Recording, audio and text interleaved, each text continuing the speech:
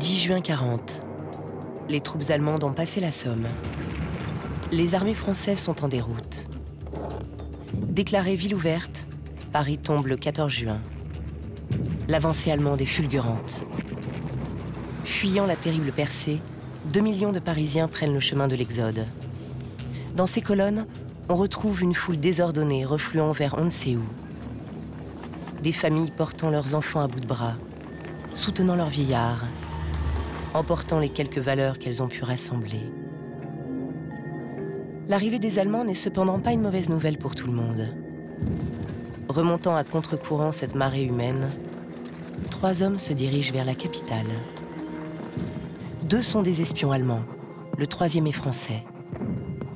Il s'appelle Henri Chamberlain, c'est un repris de justice, un voyou. Dans à peine 1 an, sous le nom de Henri Lafont, il sera l'un des chefs de la Gestapo à Paris. Une police d'un genre spécial dans laquelle on retrouve les plus dangereux criminels de l'époque. Arrestation de juifs et de patriotes, trafic, vol, torture, assassinat. Nous sommes en juin 1940. La pègre a choisi son camp.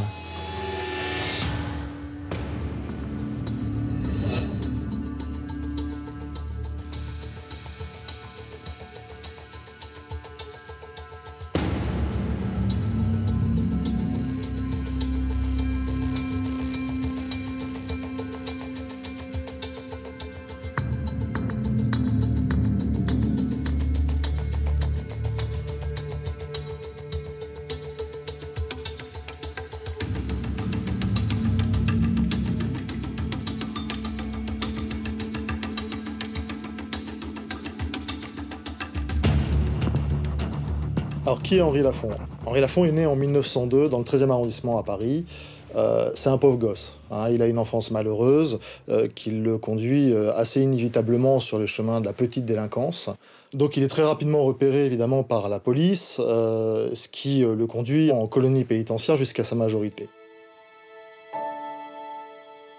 Donc Henri Lafont, au moment de la débâcle française, a 38 ans, il a passé près de la moitié de sa vie en colonie pénitentiaire ou en prison, et il est précisément, justement, incarcéré au moment où intervient la chute de la République, hein, au moment où les armées allemandes enfoncent le front français. À ce moment-là, il est en prison à Paris, mais on soustrait l'ensemble des prisonniers à l'avance allemande en faisant reculer en fait, ces prisonniers au fur et à mesure que les Allemands progressent dans le territoire. En juin 40, il est incarcéré avec des espions allemands, ce qu'on appelle la 5e colonne, des espions allemands infiltrés en France, avec qui il va s'échapper. Et c'est là, en fait, que sa vie va changer. Parce que lui, qui n'était a priori qu'un petit voleur, un petit escroc, condamné à la marginalité, à subir une vie finalement sans relief, cette rencontre qu'il fait avec ses agents allemands va radicalement changer la donne, puisqu'il va remonter à Paris avec ses agents, qu'il va guider. Hein. Lui, c'est l'enfant du territoire, c'est le Français qui va les aider à remonter vers la capitale pour rejoindre évidemment les nouveaux maîtres de Paris. Et ces gens-là vont lui présenter évidemment leurs supérieurs. Et c'est à partir de ce moment-là qu'il va devenir un agent allemand.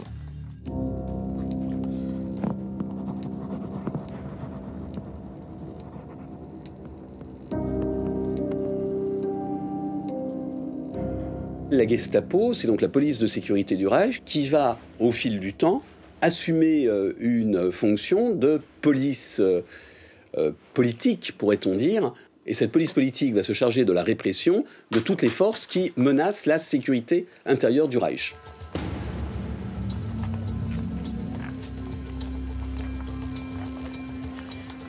Les Allemands ne sont pas assez nombreux en France pour tenir ce pays sans avoir recours à des auxiliaires recrutés localement.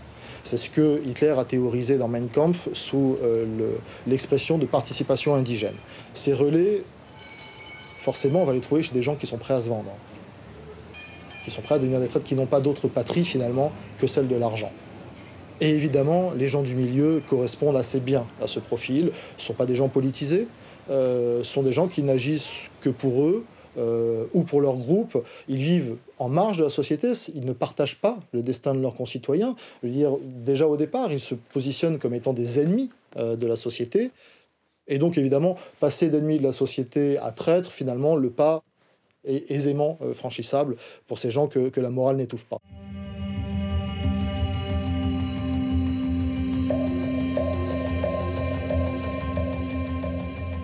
Il va travailler avec eux, il leur fait des propositions. Sa proposition, elle est assez simple. Donc, alors, il va servir de délateur, il va faire de la provocation, de l'entrisme. Mais ce qui est intéressant, c'est qu'il va proposer aux Allemands, mais moi, petit truand, mais j'en ai vu plein en prison. Vous savez, ce sont des gens qui ont des condamnations à perpète ou très lourdes. Si vous leur donnez quelques pouvoirs et surtout la possibilité de faire des bénéfices à gauche et à droite, ce sont des gens qui vous serviront extrêmement fidèlement. Dès juillet 40, ça fait à peine un mois qu'il s'est mis au service des Allemands, il se présente à la prison de Fresnes et il exige la libération d'un certain nombre de prisonniers. Et de façon tout à fait extraordinaire, enfin c'est un paradoxe qui s'explique par l'esprit du temps, mais l'administration pénitentiaire ne va pas s'opposer à cette démarche, qui pourtant n'est pas une démarche officielle, qui n'est pas une démarche officiellement soutenue par les Allemands, et qui se fait comme ça, de gré à gré. Lafont arrive à la prison de Fresnes et exige, il montre une carte de police évidemment, il est accompagné de 2 sous-officiers allemands, et il exige qu'on libère des prisonniers. Parmi ces 30 prisonniers, on a essentiellement des demi-celles, c'est-à-dire des gens qui forment ce qu'on peut appeler la base de la pègre, de la basse pègre, des gens qui sont des escrocs, des petits escrocs à la petite semaine, mais qui sont très intéressants. Ces gens, une fois éparpillés dans Paris, vont pouvoir ramener au chef, en tout cas à celui qui se pose désormais comme étant le chef, c'est-à-dire Henri Lafont, toutes sortes d'affaires. Et puis ils vont être ses oreilles. Ils vont être ses oreilles, ses yeux, dans les bars, dans tous les... Voilà, ils vont pouvoir faire remonter les informations.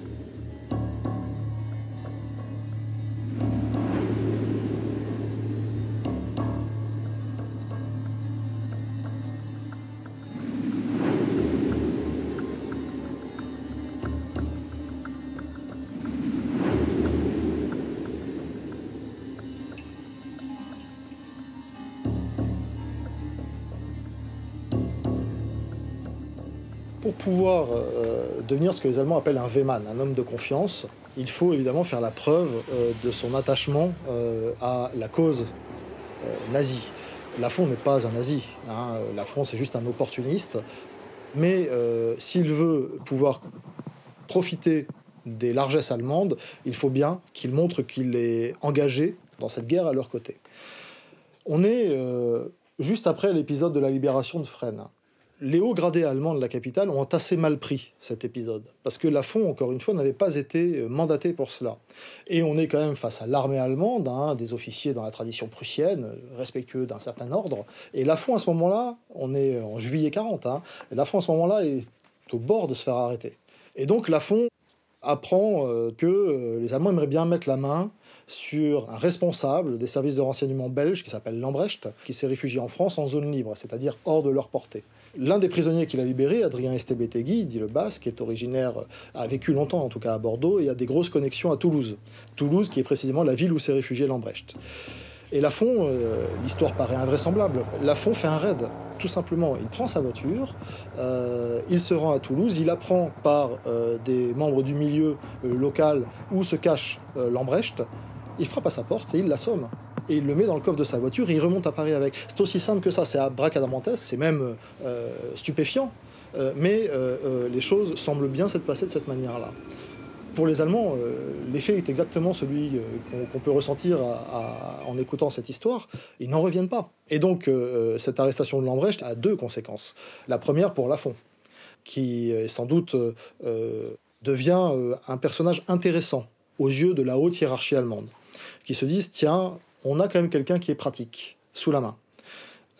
Et surtout, la conséquence la plus dramatique, c'est évidemment pour Lambrecht et pour les services de renseignement belges. Lambrecht va être maltraité et va être déporté. Et son arrestation va amener l'arrestation de plusieurs dizaines, voire centaines de membres des réseaux belges de renseignement à travers l'Europe. Donc on voit la nocivité d'un homme comme Lafont à travers cette histoire dramatique. On voit qu'un homme peut faire ce mal-là.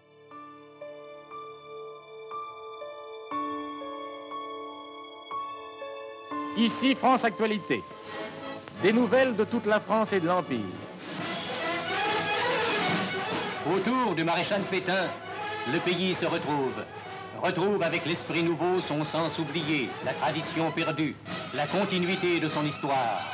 Et quand, devant le chef, les milliers de légionnaires lèveront la main pour ce serment dont la simplicité double la grandeur, quand d'innombrables voix diront « Nous jurons de continuer à servir la France et le chef », c'est Pétain qui dira, acceptant une nouvelle fois la lourde charge qu'il porte sans faiblesse, « J'en renouvelle le serment moi-même avec vous ».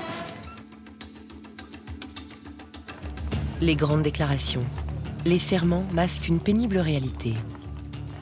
À l'ombre des anciens héros, un nouveau système s'épanouit. Les places sont libres pour qui accepte de collaborer. Le milieu français s'apprête à vivre quelques-unes de ses plus belles années. Pour Lafont et ses complices, c'est le temps de la puissance. C'est le temps de l'impunité.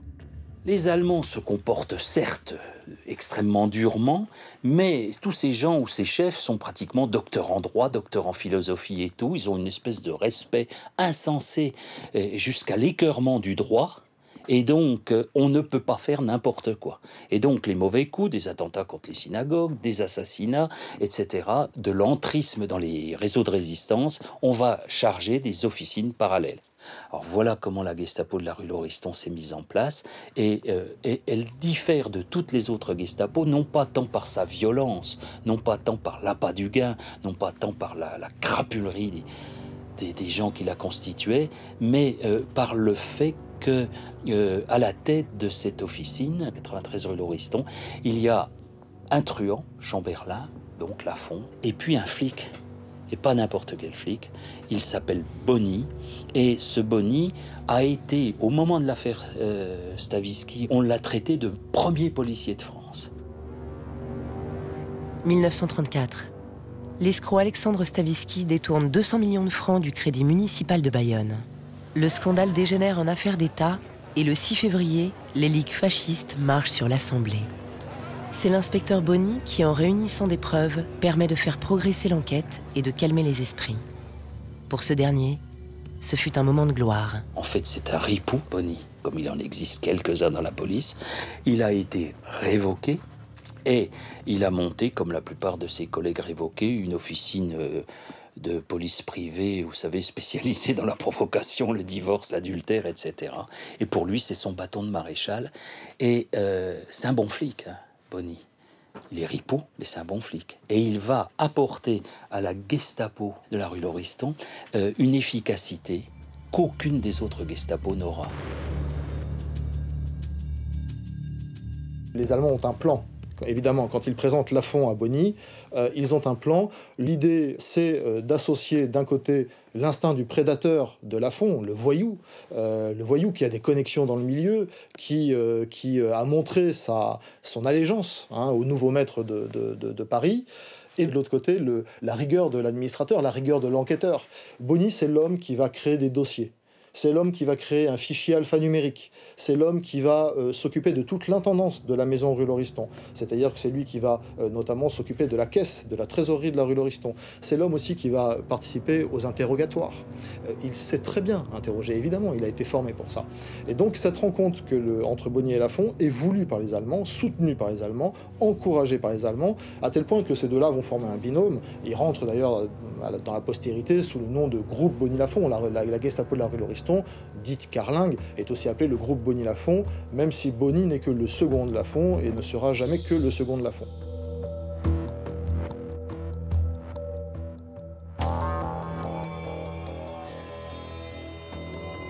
Le recrutement des membres de la bande de la rue Lauriston ne va pas cesser. Tout au long de la période, Lafont va recruter en fait tous les talents qui viennent à lui. Et on va quand même observer une montée en puissance. On voit qu'il va quand même recruter des gens de plus en plus menaçants, inquiétants, des vrais ennemis de la société, au sens qu'on donnait alors à cette expression.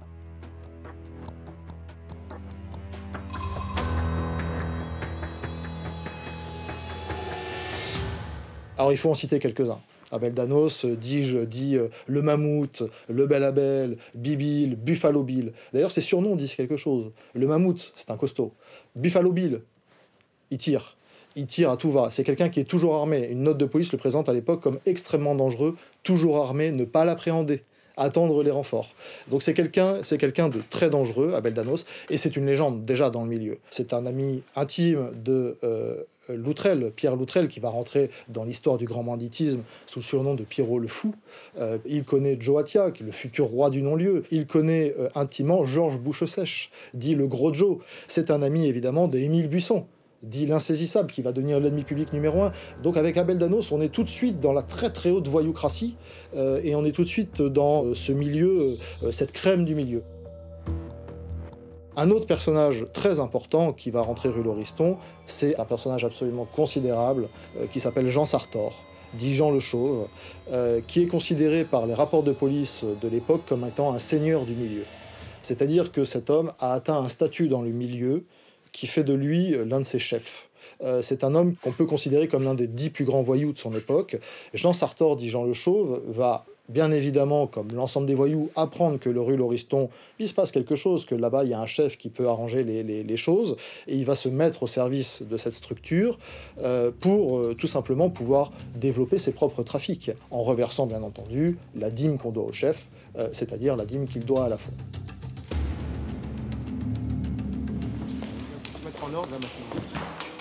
Le lendemain, je l'ai retrouvé rue Lauriston. C'est lui. Qui, lui? En uniforme. Tu m'as pas dit qu'il était boche. Mais il l'est pas, il aime se loquer comme ça pour impressionner l'adversaire, c'est tout. Je passe l'éponge. Tu viens avec l'oseille, on efface tout. Regarde-moi quand je te cause. Mais si tu essaies encore de me doubler... Merci, patron, mais c'était juste... Un malentendu, je sais. Ta gueule. T'es arrivé là de chez la mamie? Passe à la caisse dans la semaine. Sinon, c'est toi qu'on efface. Dégage. Les tableaux. Sont les tableaux. Il est bien luné. On y va. Patron, pardon, je voudrais vous présenter un copain, un très bon copain. Léon Jabinet. Léo pour les dames. On a partagé la même cellule à Fresnes il n'y a pas si longtemps. T'étais tombé pourquoi? C'est un violent. On dirait pas comme ça, mais il connaît pas sa force. En plus, il est un peu fêlé. Présentement, il est dans la panade. Ah bah tu connais le tarif. C'est 40 000 balles. Alors, qu'est-ce que c'est qu'être un gestapiste de la rue Lauriston? Ça veut dire d'abord avoir ce que on appelle dans l'argot du mi-temps, du milieu, le carton. Le carton, c'est un Ausweis très particulier sur lequel il est écrit que le possesseur de cette carte ne doit en aucun cas être inquiété non seulement par les Allemands, les autorités allemandes, etc., mais qu'il peut même les réquisitionner à sa demande. C'est-à-dire qu'il peut obtenir l'aide des Allemands, qu'ils soient policiers, soldats ou autres. C'est deuxièmement la possibilité, dans un pays où il n'y en a plus, même la gendarmerie allemande, des fois, en manque. Il n'y a plus d'essence. Eh bien, d'avoir des bagnoles et de l'essence sans problème. Et puis, c'est la possibilité d'avoir des armes. Et quelles armes? Des armes modernes, pistolets mitrailleurs Schmeisser, quand c'est pas carrément des Beretta. Puis en face, on a les flics officiels. Qu'est-ce que c'est qu'un flic officiel? Ils ont plus d'essence pour leur bagnole. Ils sont armés de 6,35 le français ou Manu France. Vous savez, la portée 10 mètres. Et puis, ils sont comme tous les Français. Ils sont pétris de crainte, quand ce n'est pas de terreur, face à des gens qui disent, même avec un accent corse, « Police allemande, Gestapo ».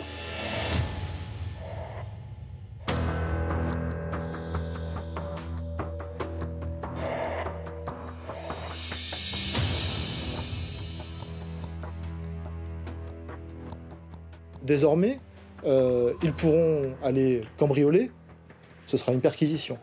Ils pourront aller voler, ce sera une saisie.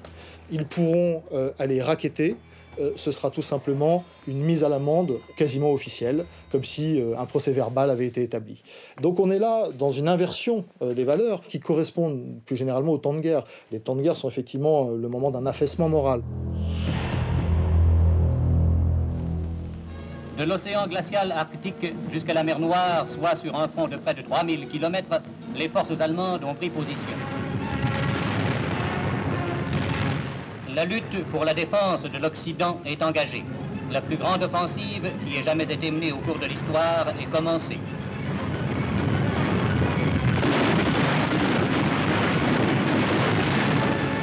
Bientôt, malgré la résistance des 160 divisions de l'armée rouge, les frontières sont passées sur tous les points. En France aussi, la guerre continue. Une guerre secrète dans laquelle les traîtres sont à l'honneur. Pour Lafond, c'est le temps du triomphe. Dominateur, Il sait se faire obéir, craindre et respecter. Son audace et son charisme vont lui permettre de se rapprocher du pouvoir.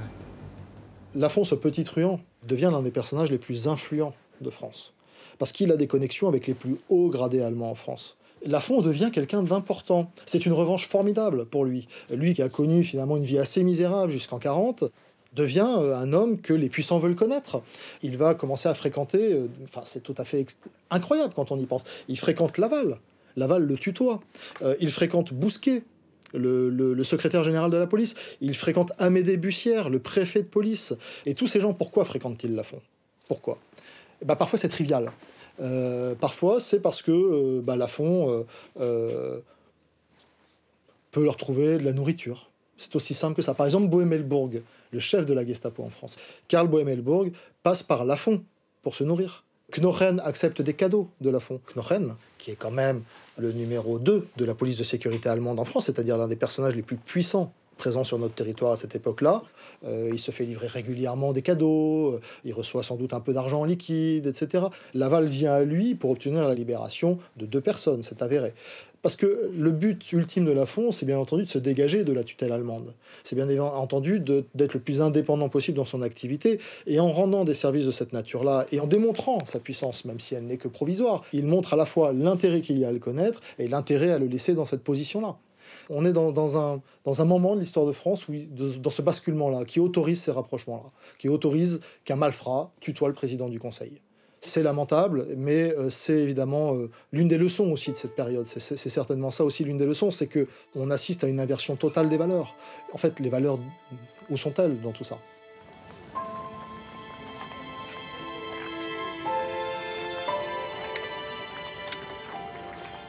Il faut quand même dépeindre un peu ce système. L'armistice qui a été signé par les autorités françaises et allemandes prévoyait que la France livre un certain nombre de marchandises, il y avait des quotas qui étaient fixés, et que par ailleurs, la France paye au titre des frais d'occupation des sommes absolument extravagantes, anormalement extravagantes, qui ne correspondaient à aucune réalité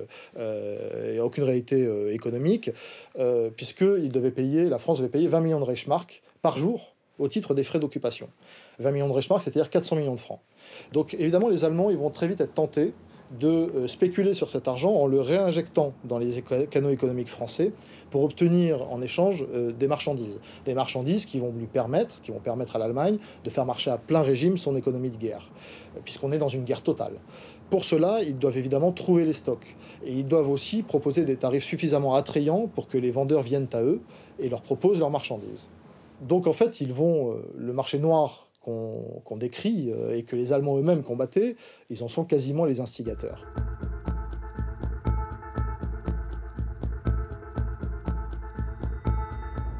Les Allemands vont utiliser ces circuits parallèles, grâce aux sommes considérables dont ils disposent, pour faire main basse sur des richesses nationales.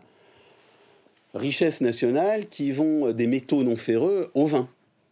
Et dans cette galaxie, vous allez avoir ce qu'on appelle des bureaux d'achat, qui ont une existence semi-officielle, qui sont alimentés par ces ressources parfois officielles, parfois qui ne le sont pas, et qui permettent donc à l'Allemagne d'acheter énormément sur le marché français, ce qui garantit également aux intermédiaires des marges très juteuses. En intervenant dans ces processus, les agents de la Gestapo française vont se révéler d'excellents commerçants. Des intermédiaires inquiétants prêts à tous les mauvais coups, des prédateurs voraces à l'affût des bonnes occasions. Pour eux, c'est le temps des affaires, des marchés douteux et de l'argent facile. Le rôle qui va être confié au groupe Bonny-Lafont, ça va être d'abord de sécuriser ces transactions. Parce qu'évidemment, on est là dans un univers un peu gris, plein de margoulins, qui peuvent être tentés d'escroquer les autorités d'occupation. Dans un second temps, leur action va s'orienter vers le commerce en tant que tel. C'est-à-dire qu'on va leur demander d'aller à la recherche des stocks et de trouver les stocks et de en fait, s'intercaler en tant qu'intermédiaire dans ces trafics entre un vendeur qui est parfois n'est pas d'ailleurs ne souhaite pas vendre, mais Lafont est convaincant, un vendeur et puis l'acheteur final qui sont les autorités d'occupation. Ce sont des trafics très simples puisque dans les bureaux d'achat, on ne demande rien au vendeur. On ne demande ni son identité, ni l'origine des marchandises. Donc évidemment, là on imagine toute la faune qui est attirée par un trafic aussi simple. Pas de mise de fonds, pas de stock, c'est la recette de la fortune. En cette fin d'année, des âmes charitables songent aux déshérités. Et dans le quartier des Halles, une soupe gratuite leur est distribuée. Ici, ceux qui ont faim trouveront un repas substantiel et aussi un peu de réconfort moral. À cette époque-là, les queues s'allongent devant les magasins, les biens se font rares, l'alimentation est compliquée à obtenir, les Français doivent passer par le marché noir, et dans le même temps, ces Gestapo constituent des îlots de prospérité. Au milieu de cette misère, ces groupes de Français qui travaillent pour les Allemands, et évidemment au premier chef le groupe de la rue Lauriston, vit dans une opulence formidable. C'est une époque absolument merveilleuse pour ces gens-là. Ils font bombance pendant que les autres crèvent la faim. Rue Lauriston, on fait fête sur fête, le champagne coule. On est vraiment là dans une idée de rattrapage. Ces gens qui étaient des voyous, des proscrits, des relégables, des condamnés à la marginalité, finalement, d'un seul coup, ont pignon sur rue, font à peu près tout ce qu'ils veulent. Lafont multiplie les aventures, à des aventures avec certaines des plus belles femmes de Paris à l'époque, quelques mannequins, notamment de chez Schiaparelli ou Chanel. On retrouve aussi des starlettes, dans l'entourage de Corinne Luchaire, qui amène des starlettes avec elle rue Lauriston. Les artistes vont s'encanailler rue Lauriston. On fait des banquets, Tino Rossi vient, ça fait pas de lui un collabo, ça fait de lui quand même quelqu'un qui participe très légèrement et sans doute sans pleinement prendre conscience de la gravité des choses ou de la dangerosité des gens qu'il fréquente, mais qui participent quand même de ce système de fêtes perpétuelles. Les cabarets sont ouverts, fonctionnent très bien sous l'occupation. Ils sont réservés à une certaine clientèle, qui est celle des collabos ou des officiers allemands.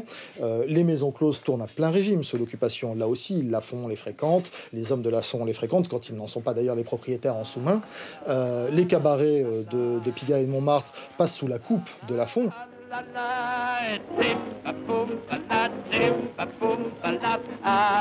un ou deux petits hop-là, si vous voulez savoir ce que mon cœur pense ce soir, en chantant comme ça, Tim-pa-poum-pa-la, c'est notre histoire.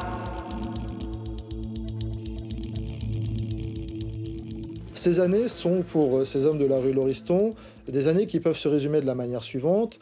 Le soir, on fait la fête, on s'amuse, et le jour, on vend des marchandises ou des hommes aux Allemands. Il faut quand même prendre conscience de l'importance de ces activités. Jean Sartor, le truand Jean Sartor, dit Jean le Chauve, cet homme-là a reconnu après-guerre avoir participé au pillage de plus de 1000 appartements. 1000 appartements en 3 ans. On est dans quasiment un appartement par jour, dimanche compris. Cet homme va fêter son 100e million de francs en 1943. Il va faire une grande fête pour fêter, où il invite tous ses amis des Gestapo et quelques gradés allemands pour fêter son 100e million de francs collectés. Là, on prend quand même conscience des fortunes qui sont réalisées et de l'impunité dans laquelle ces fortunes sont réalisées, alors qu'elles sont à l'évidence totalement d'origine totalement illégale, même pas illégale, immorale.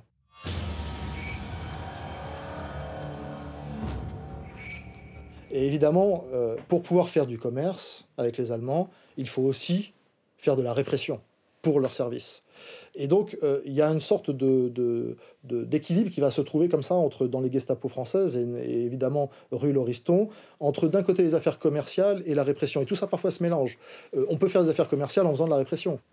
Quand on va arrêter des agents alliés parachutés, généralement, ces agents alliés parachutés ont de grosses sommes d'argent sur eux.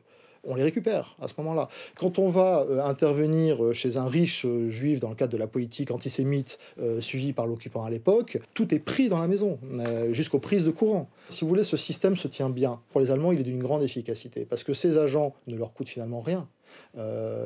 Ils ont finalement des dizaines de Français à leur service dans les Gestapo françaises qui leur coûtent pas un sou. Ces agents se nourrissent sur la bête.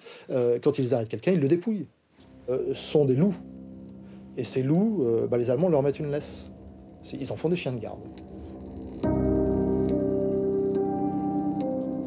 Cette meute va traquer les résistants, harceler les Juifs. Les truands deviennent policiers, d'étranges policiers qui interviennent hors de tout contrôle. Intimidation, abus de pouvoir, violence. C'est le temps de la répression. La torture a toujours été utilisée comme un moyen, rue Lauriston, pour forcer les gens arrêtés à parler. C'était une torture qui n'était pas particulièrement élaborée. Il s'agissait de tabassage à coups de nerfs de bœuf ou à coups de poing ou de pied ou de bastonnade. Parfois, le supplice de l'eau était utilisé, c'est-à-dire en fait qu'on prenait le prisonnier et qu'on le plongeait dans une baignoire, en général remplie d'une eau saturée d'immondices.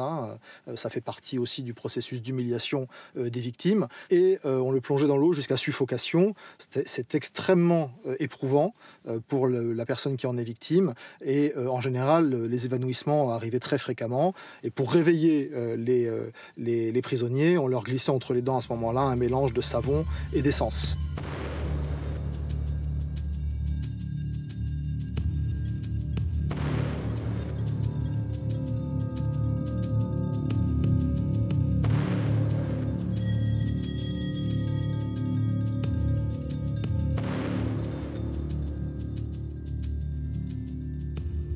On est dans un schéma de torture qui se multiplie une nouvelle fois et qui atteint en fait des paroxysmes qui sont terrifiants, extrêmement choquants. Certains prisonniers français ont expliqué, après avoir été arrêtés par les hommes de Lafon et avoir été ensuite remis aux autorités allemandes, qu'ils étaient mieux traités par les Allemands que par les Français de la Gestapo. Un des phénomènes de la torture, c'est d'abord cette espèce d'avilissement de l'être que cherchait la Gestapo.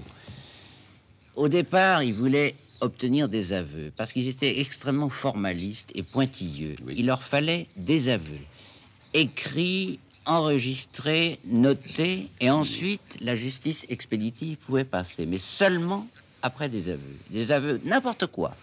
Mettons que l'on veuille torturer pour obtenir des renseignements, mais je crois que dans le cas de la Gestapo, c'était bien pire que ça. C'était une espèce de volonté sadique de faire du mal.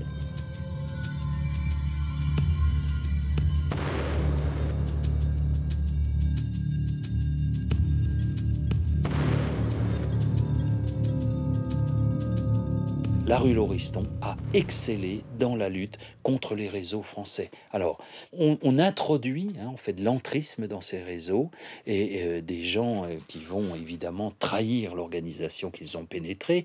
Alors, pour prendre des réseaux très connus, Alliance a subi plus de 400 arrestations. Marco Polo, qui est un groupe de résistance, c'est de la résistance très liée à Londres. Là, c'est pareil, tombe plusieurs fois, 3 fois l'état-major de Marco Polo. Défense de la France et également subit des arrestations et des chutes énormes, dont la plus emblématique, Geneviève de Gaulle, qui est d'ailleurs arrêtée par Bonny lui-même.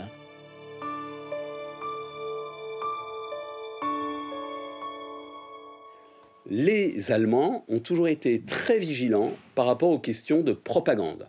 C'est parce qu'ils prennent la presse clandestine au sérieux que Défense de la France, qui est l'un des journaux les plus importants de la France captive, est dans leur ligne de mire.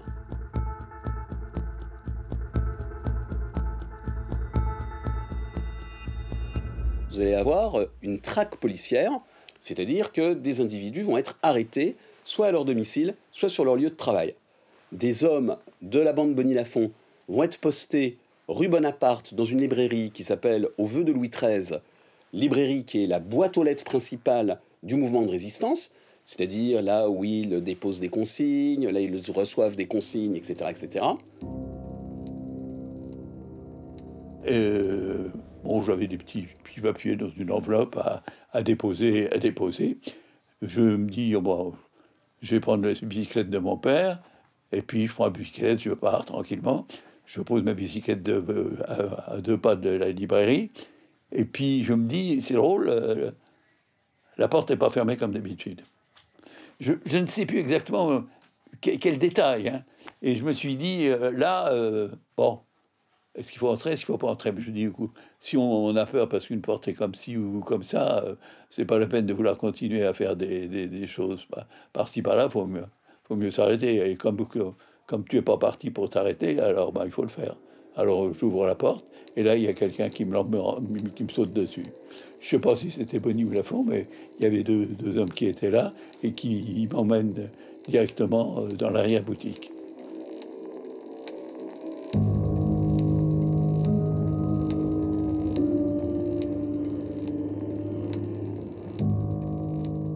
Quel est le bilan de cette opération? En gros, une cinquantaine de membres sont arrêtés, 25 sont arrêtés au vœu de Louis XIII et l'autre moitié sur leur lieu de travail ou à leur domicile.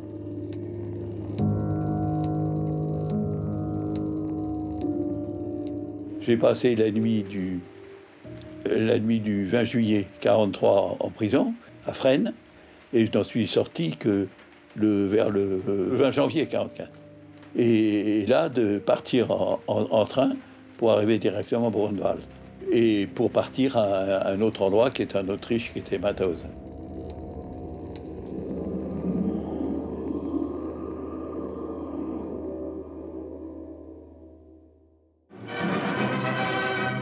Mes chers amis, pour la 4e fois, la France célèbre dans l'épreuve et la tristesse un Noël de guerre. Noël, fête de la Nativité, et la mort plane sur le monde entier. Et la France subit chaque jour l'épreuve cruelle de nouveaux crimes et l'immense misère des bombardements. Malgré tant de désastres, je garde ma foi dans l'avenir de la France. Une fois de plus, je vous adjure de penser par-dessus tout au péril de mort que courrait notre pays si sur lui s'abattait la hideuse guerre civile. Les incantations n'y feront rien. Le vent mauvais redouté par Pétain souffle chaque jour plus fort sur la France. Les maquis enflent. La résistance se développe. Lafont le vautour s'imagine à présent en aigle. Le voyou se rêve général. Fin 1943, le système du bureau d'achat perd son efficacité, perd son sens, devient moins rentable pour les Allemands. Donc en fait, on observe un basculement. Beaucoup de ces accrédités qui jusqu'à présent étaient tantôt dans de la répression, tantôt dans du commercial, vont basculer vers une activité plus spécifiquement répressive, c'est-à-dire mener très concrètement des assauts contre des mouvements de résistance.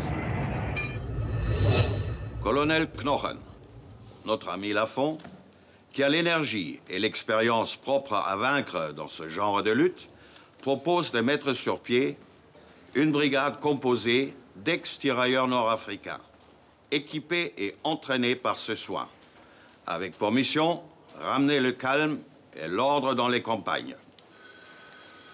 Notre seul objectif est la libre circulation de nos troupes afin de permettre le prélèvement de ce qui est nécessaire à notre intendance et aux besoins du peuple allemand. Cher ami Lafont, si dans, disons, 3 mois, l'exode n'est pas sûr, nous appliquerons aux paysans français le régime que nous appliquons aux moujiks en Russie. Et ça, c'est clair? Tout à fait, colonel. Allez, bois un coup, c'est du bon. Te casse pas la tête avec ça, je vais m'en occuper. Lafont a pris goût au pouvoir. Il est un chef de service de police respecté, craint. Il a une autre ambition. Il a l'ambition de devenir un chef de guerre. Et donc, il a une grande idée, à la fin de l'année 1943, il a l'idée de mobiliser, ou plutôt d'incorporer les prisonniers nord-africains que les Allemands détiennent depuis 1940 dans un corps d'armée. Il a carrément cette ambition. Et évidemment, les Allemands ne peuvent finalement accueillir que favorablement l'idée d'une troupe qui viendrait sécuriser les arrières de leur front.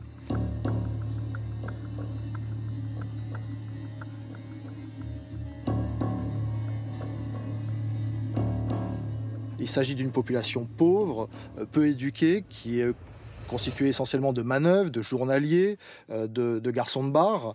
On trouve parmi eux quelques souteneurs, quelques délinquants. On trouve aussi quelques assassins. Donc on comprend très bien pourquoi est-ce qu'ils s'engagent dans la brigade nord-africaine. C'est d'abord et surtout pour avoir eux aussi une carte et être à l'abri des investigations de la police.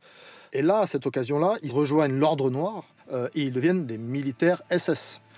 À cette occasion, Lafont obtient le grade de capitaine, Bonny et les 5 chefs de section deviennent des lieutenants. Pour les gestapistes de la rue Lauriston, avec le temps des défaites du Reich, vient celui de la répression. Une répression sauvage, sans limite. Ils porteront le feu dans les provinces frondeuses. Ils brutaliseront, ils pilleront, ils violeront. C'est le temps des massacres.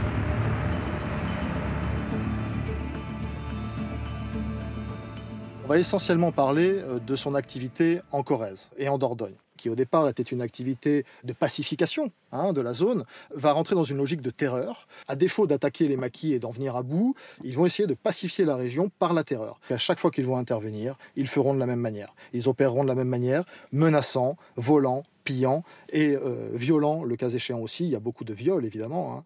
Donc là, il y a une horde sauvage qui s'abat sur cette région.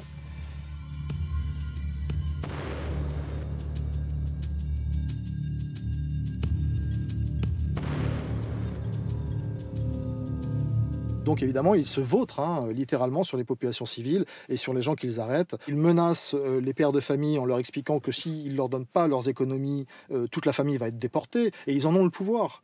Donc évidemment, on se retrouve face à des populations totalement démunies, sans aucune protection face à ces fous furieux. Il y a le cas par exemple à Tulle, avec Monange et un autre membre de la brigade nord-africaine qui agresse un jeune homme dans la rue pour rien.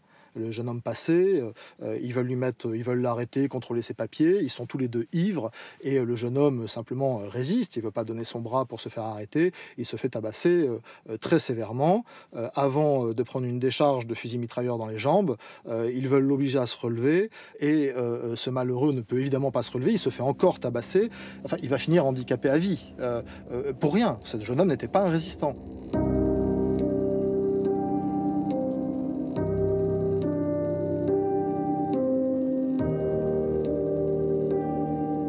Suit en fait au rouge le chemin de la brigade nord-africaine, en fait un chemin qui est jalonné de sang, de cris, de peur, et qui pèse lourd à la sortie, puisque on voit qu'on a plus de 100 victimes d'exécutions sommaires faites par les gens de la brigade nord-africaine.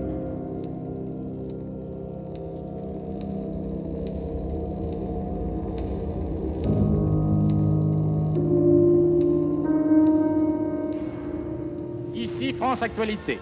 Nuit du lundi 5 au mardi 6 juin 1944, nuit historique. Les Anglo-Américains débarquent sur le sol de Normandie. Dans la nuit, des milliers de tonnes d'acier s'abattent sur les navires où pilonnent les défenses allemandes. Des unités légères prennent pied sur le rivage. Et voici l'aube, au large, l'impressionnante flotte anglo-américaine.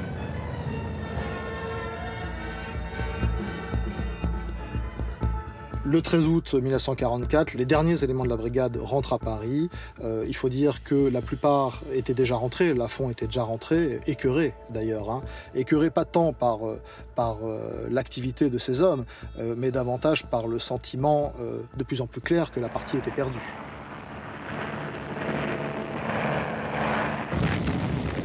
Les bombardiers, à leur tour, déchaînent l'attaque la plus massive qui ait jamais préparé une opération militaire. Les villes, le pays entier sont coventrisés, comme disaient les Allemands, car il ne faut jamais oublier que ce sont eux qui ont commencé, eux qui se vantaient de tout détruire quand ils se croyaient les plus forts. Lafont et Bonny vont tenter de s'enfuir. Leur idée première, c'est de rejoindre l'Espagne. Malheureusement pour lui, il part donc avec Bonny et leurs enfants. Et là, il va vivre ce que lui a fait vivre aux autres. Il va tomber sur un barrage qui, évidemment, va lui confisquer sa voiture. Et il va demander au fils de Pierre Bonny, Jacques Bonny, de rentrer à Paris en vélo pour demander de l'aide à un ami à eux, en tout cas à quelqu'un qu'il croit être un ami à eux, un trafiquant notoire qui s'appelle Joseph Joanovici, un personnage très ambigu, très complexe, résistant par ailleurs, mais pas vraiment, un personnage tout en gris. Et Joseph Joanovici va balancer ses anciens amis, Lafont et Bonny, et la préfecture de police va envoyer des hommes pour les cueillir. On est en septembre 1944.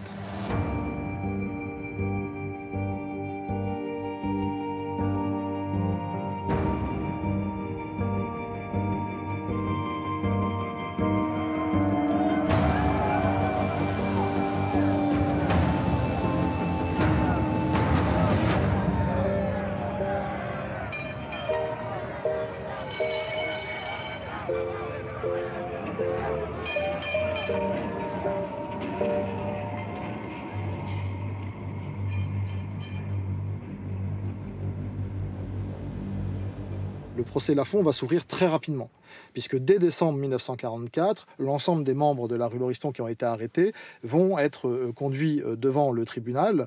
On est quand même juste 3 mois après leur arrestation, ça veut dire qu'on est dans une instruction qui a été faite dans un temps record, trop rapide. Et d'ailleurs, ça a énervé les forces de police qui s'occupaient de l'enquête.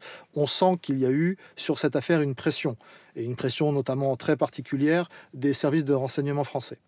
Et l'opinion publique, par ailleurs, exigeait des têtes. Il fallait tuer les traîtres. Et là, on avait les traîtres parfaits. Ils passent donc en jugement et sont tous exécutés. Ils sont 9 à être conduits au peloton d'exécution un matin de décembre 1944, fin de la rue Lauriston, exécution de ces meneurs.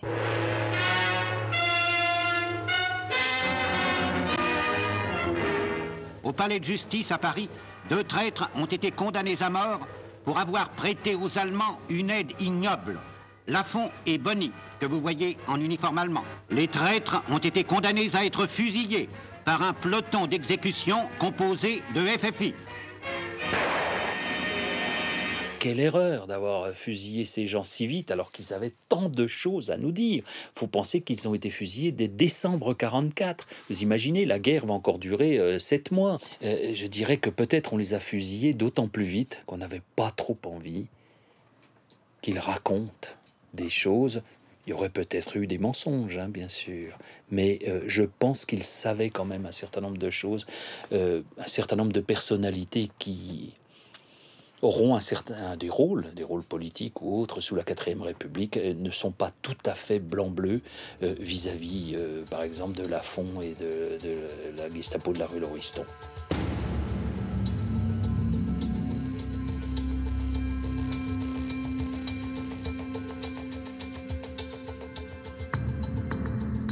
Quant à la Piétaille, parce que c'était des types impressionnants, hein, qui ont des meurtres et des tortures sur la conscience, des chutes de réseaux de résistance ou autres. Beaucoup se sont recyclés après-guerre. Hein. Alors, le passage de la guerre à l'après-guerre, pour eux, s'est fait par le biais de la résistance. Un grand nombre qui avaient senti le vent venir, hein, et qui en plus avaient été plus ou moins embauchés par des réseaux de résistance pour leur spécialité professionnelle, notamment l'exécution, hein, en plein air, public, comme ça, au milieu des gens, ça s'improvise pas. Hein. On avait besoin de tueurs, on a embauché des tueurs. Eh bien, un certain nombre, grâce à ce biais de passage par la résistance, vont échapper à la police et vont échapper à la justice, d'une certaine manière. Et ce qui est très intéressant, c'est de voir que ces gens-là ont pris des habitudes d'impunité, d'argent, de grosses bagnoles, d'efficacité, de maniement d'armes qui sont quand même des armes de guerre, et ce sont eux qui vont constituer le milieu des années d'après-guerre. On peut difficilement ne pas citer le cas Ricord, Auguste Ricord, qui sera bientôt connu dans le milieu international, cette fois-ci sous le surnom de El Viejo, le vieux. Quel est son rôle pendant l'occupation? Aux côtés de Lafont, il s'occupe des équipes qui raquettent les établissements de plaisir de Pigalle et des Montmartre. En tout cas, Auguste Ricord passe par l'Espagne, il rejoint l'Amérique latine, où, grâce à ses connexions dans le milieu corse, lui-même est corso-marseillais, il va devenir un élément central, ou en tout cas l'une des têtes d'affiche de la French Connection, ou en tout cas de cet ensemble de réseaux qu'on a appelé la French Connection, que d'ailleurs on appelle de plus en plus la Corsican Connection. Eh bien, ce sont des accusations fausses et sans preuve. Et une accusation sans preuve, elle peut être niée sans preuve. Je suis arrivé à la fin de la guerre en Argentine, où aussitôt j'ai commencé à faire des restaurants français, il n'y en avait pas. Ma seule chose qu'on peut me reprocher, c'est d'avoir eu une clientèle de trafiquants de drogue. Bah, vous avez été condamné en France, de toute façon. J'ai été condamné très jeune, j'avais 14 ans et demi. Et j'étais condamné pour port d'armes et, comment on peut dire, tentative de meurtre. Par ailleurs, d'autres anciens gestapistes vont très bien savoir se recycler. Pierre Loutrel, dit Pierrot le Fou, va fonder après-guerre, au lendemain immédiat de la guerre, et en tout cas jusqu'en 45-46, ce qu'on a appelé le gang des tractions avant, multipliant en fait les braquages, les attaques à main armée de façon très audacieuse. Ils sont d'ailleurs rentrés dans la légende. Et qui est-ce qu'on retrouve autour de lui, dans son équipe, ses proches, ses amis? On retrouve Joe Attia, qui va devenir l'un des caïds de Paris jusque dans à la fin des années 50, début des années 60. On retrouve Abel Danos, le fameux mammouth. On retrouve aussi Georges Bouche-Sèche, qui va être un voyou d'une extrême importance, notamment dans les années 60. On retrouve d'une manière générale un certain nombre d'anciens, peut-être pas directement gestapistes, mais des gens qui étaient vraiment très proches de cette structure, qui parfois ont donné des coups de main. On les retrouvera dans quasiment toutes les associations criminelles de l'après-guerre.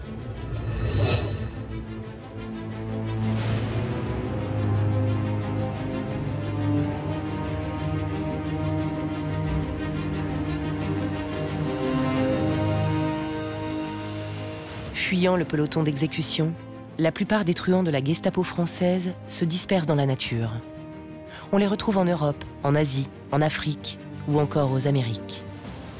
Cet éparpillement jette les bases d'organisations internationales du crime. Cigarettes, drogue, armes, prostitution. Ils sont dans tous les trafics. Se mêlant de renseignements, se rapprochant dangereusement du monde politique. Ils interviennent partout. Si les meneurs ont été mis hors d'état de nuire en 1944, nombreux sont les prétendants prêts à prendre la relève. Beaucoup de ceux-là sont passés par la rue Lauriston. À l'école d'Henri Lafon, le parrain de la Gestapo.